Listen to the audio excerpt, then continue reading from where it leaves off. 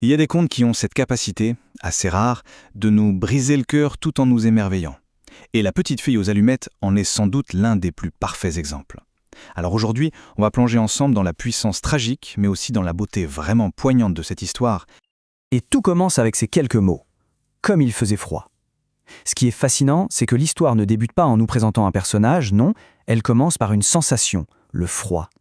C'est un choix de narration vraiment puissant, parce que ça nous plonge immédiatement, sans détour, dans la souffrance physique de l'héroïne. On ressent presque le froid avec elle. Alors, première partie, un réveillon glacial, c'est la sombre réalité. Parce qu'avant de s'évader avec elle dans le monde de l'imagination, il est absolument crucial de bien comprendre la réalité brutale qu'elle essaie désespérément de fuir. Et ce portrait du désespoir est brossé avec des détails terribles.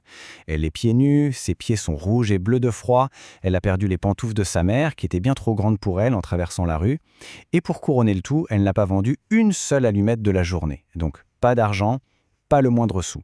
En fait, elle incarne la pauvreté la plus absolue.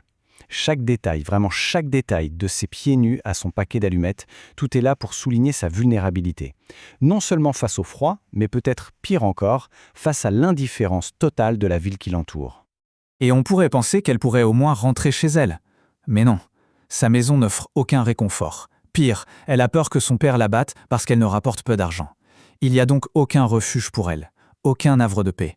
Le seul endroit qu'elle pourrait appeler maison est synonyme de violence et d'un grenier glacial aussi froid que la rue elle-même. Passons maintenant aux visions dans les flammes, l'imagination comme échappatoire. C'est vraiment là, dans cette obscurité totale, que la lumière va jaillir. On entre maintenant au cœur même du conte, dans ce qui fait toute sa force, ce contraste, cette juxtaposition incroyable entre une réalité qui est juste insupportable et une illusion qui, elle, est pleine de réconfort. Donc, voilà sa réalité. Elle est blottie entre deux maisons. Ses mains sont presque gelées, mortes de froid. Et son besoin est si simple, si primaire. Hélas, qu'une petite allumette leur ferait du bien. C'est vraiment le désespoir qui la pousse à craquer cette première allumette.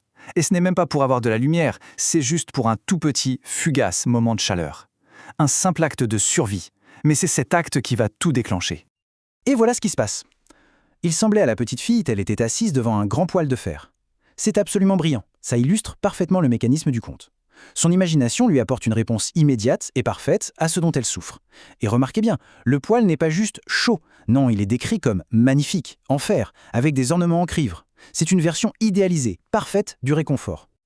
Et les visions vont aller crescendo, c'est une véritable escalade. Première étape, le poêle chaud, qui répond bien sûr à son froid. Deuxième étape, l'oie rôtie, qui répond à sa faim.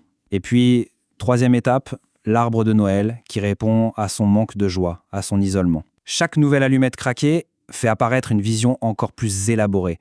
Son évasion de la misère devient de plus en plus intense. Et cette progression, elle est à la fois magnifique et complètement déchirante. D'ailleurs, il y a un détail vraiment fascinant ici. Ces visions, ce ne sont pas juste des images statiques, comme des tableaux. Non, elles deviennent actives. Regardez, l'oie saute de son plat et se met à rouler vers elle. C'est comme si le rêve lui-même venait à sa rencontre pour lui offrir ce réconfort qu'elle désire plus que tout. L'oie rôtie vient littéralement à elle. C'est incroyable. Avec la troisième allumette, les milliers de bougies de l'arbre de Noël s'envolent dans le ciel pour devenir des étoiles. C'est sublime. Mais, et c'est là que réside toute la tragédie, chaque évasion est incroyablement brève. À l'instant même où la petite flamme s'éteint, la vision disparaît. Et elle est replongée brutalement dans l'obscurité et le froid glacial du mur. Et c'est là qu'elle voit une étoile filante. Et cette vision lui rappelle quelque chose que sa grand-mère lui disait. Lorsqu'une étoile tombe, c'est qu'une âme monte à Dieu. Il faut bien comprendre que sa grand-mère était la seule personne à lui avoir jamais montré de la tendresse, de la bonté. Et cette simple pensée, elle va tout faire basculer. C'est le véritable tournant de l'histoire. On en arrive donc à la flamme finale et éternelle, l'ultime évasion. Ce simple souvenir, cette petite étincelle de bonté venue d'y passer, c'est ça qui va tout changer. Ça prépare le terrain pour le véritable climax de l'histoire, pour la flamme la plus brillante, la plus puissante de toutes. Elle craque donc une quatrième allumette. Et là, une grande lumière apparaît. Et au milieu de cette lumière se tient sa grand-mère, avec son air si doux, si radieux. Cette vision-là, elle est complètement différente des autres. Ce n'est plus un objet pour la réconforter, comme le poêle ou l'oie. Non, c'est le symbole ultime de l'amour et de la sécurité. C'est la seule vision qui ne répond pas à un besoin du corps, mais à un besoin profond de l'âme. Et sa réaction est immédiate. « Grand-mère, emmène-moi !» Elle la supplie, Elle sait, elle a compris le mécanisme. Lorsque l'allumette s'éteindra, je sais que tu n'y seras plus. Elle est absolument terrifiée à l'idée de perdre cette vision, la plus précieuse de toutes. Alors elle fait un choix désespéré pour s'y accrocher.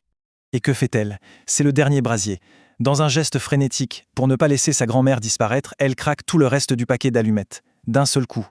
Elle brûle absolument tout ce qui lui reste d'espoir en une seule, immense et brillante lueur. La lumière est si forte qu'elle est plus vive que le plein jour. C'est un acte de volonté pure, une tentative ultime de forcer le rêve à devenir la réalité. Et son geste fonctionne. C'est l'ascension. Sa grand-mère la prend dans ses bras. Elles s'envolent toutes les deux, joyeuses, au milieu de cette lumière éclatante. Elles montent si haut qu'il n'y a plus rien des souffrances terrestres. Plus de froid, plus de faim, plus d'angoisse. Elles sont chez Dieu. À cet instant précis, l'illusion est devenue sa réalité. C'est l'échappatoire parfaite, permanente. C'est, en quelque sorte, le triomphe de l'esprit sur la misère du corps. Mais l'histoire ne s'arrête pas là sur cette vision magnifique. Le conte nous ramène une dernière fois sur Terre. C'est le lendemain matin, le verdict froid du monde. Au petit matin, on trouve son corps. Les joues rouges et un sourire sur les lèvres. Morte de froid. Les passants la découvrent comme ça. Et ce sourire, c'est une énigme pour eux. Ils ne peuvent pas comprendre. L'apparence de paix sur son visage contredit totalement la violence de ce qui lui est arrivé. Et quelle est leur conclusion? Quelqu'un dit « elle a voulu se chauffer ». C'est tout. Le monde ne voit que les preuves matérielles, les allumettes brûlées au sol. Et il en tire la conclusion la plus simple, la plus logique, mais une conclusion qui est aussi terriblement, tragiquement incomplète. Et le texte est très clair là-dessus. Personne, absolument personne, n'imagina les belles choses qu'elle avait vues. Personne n'imagina la splendeur dans laquelle elle était entrée dans la nouvelle année, au bras de sa grand-mère. Et c'est peut-être ça, la plus grande tragédie de toute l'histoire. Ce fossé, ce gouffre infranchissable entre la richesse du monde intérieur d'une personne et le regard si superficiel des autres. Alors, on termine avec cette question. Le monde, lui, n'a vu qu'une pauvre petite fille qui essayait de se réchauffer. Mais quelle merveille, quelles belles choses ont-ils manqué? Et cette interrogation, elle nous laisse avec une pensée durable sur toute la splendeur cachée et aussi toute la souffrance silencieuse qui peut exister dans les vies de ceux qui nous entourent. C'est une question qui, finalement, est tout aussi pertinente aujourd'hui qu'elle ne l'était à l'époque où Andersen a écrit ce conte.